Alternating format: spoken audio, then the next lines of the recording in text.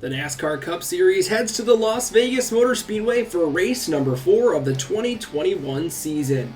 We get things underway with Kevin Harvick and William Byron leading the field to green, and while Harvick looked to be contending in the front, the Hendrick Motorsports cars take the lead, and it looks like that would be the start of Hendrick dominance, as both Byron and Larson running out front, and here Chase Elliott making his way to lead the first few laps. But would multiple other cars be contenders on the day? Joe Gibbs racing Hendrick, Team Penske, many of the big dogs running out front for the majority of the first stage.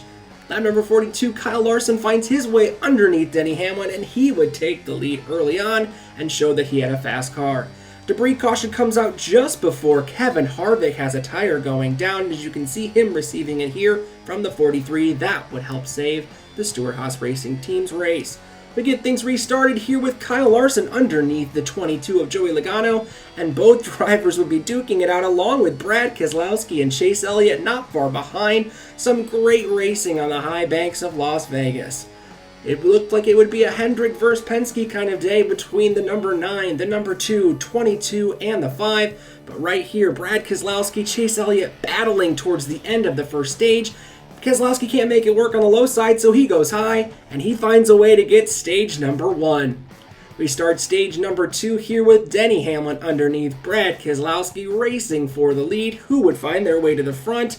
It'd be a battle, and you'd see multiple 2 and 3 wide battles on these restarts. Some really great racing on the West Coast. The number 5, though, dominates stage number 2. Kyle Larson had an extremely fast Hendrick Motorsports Chevrolet. His number 5 was in the front of the field for nearly the entire stage, and he would get his first stage victory of the 2021 season. That brings us all the way to the final stage. Close, tight restarts here. Kyle Larson trying to maintain the lead, but he's got some JGR Toyotas right behind him looking to lead some laps late.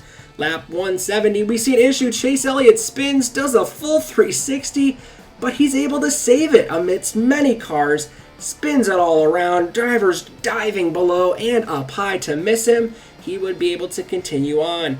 Lap 179, though, Eric Almirola with a tire issue hard into the outside wall. Unfortunately, he would receive damage and finish towards the back.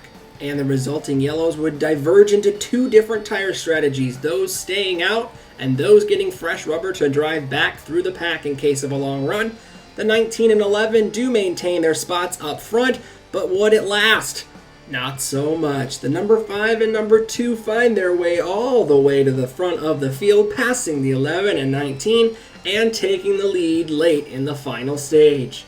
We would see a long run all the way to the finish with green flag pit stops to reach the end of the race, but nobody had anything for the number 5 of Kyle Larson. That Hendrick Motorsports speed led him all the way to the victory and solidifies him in the 2021 Cup Series playoffs. What a great way to get the 2021 season started after missing most of last year. So we take a look at the full Penzo 400 results. JGR, Penske, Hendrick, all in the top 9. And 10th place with Eric Jones for RPM. Great one for them. Maybe they can build on that in the future. JTG Doherty also in the top 15 with both of their cars. Ryan Preece doing pretty well in the points. Michael McDowell with another top 20 in that 34 car. And Kevin Harvick still finishing in the top 20 after that tire issue. We look in the back half of the field here. Stewart-Haas Racing not off to a great start in the season. Most of their cars outside the top 20. Alex Bowman finishing a little lower than he would have wanted after seeing his teammates do so well in the beginning of the race. And Trackhouse besting the 23 and 78 among the new teams, although all 3 of them struggling a little bit in the beginning of the season.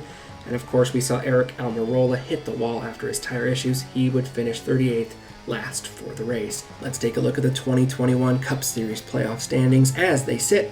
4 drivers already locked in after 4 races, and those drivers we probably didn't expect to win just yet on the season. That makes it even harder for all the drivers behind them.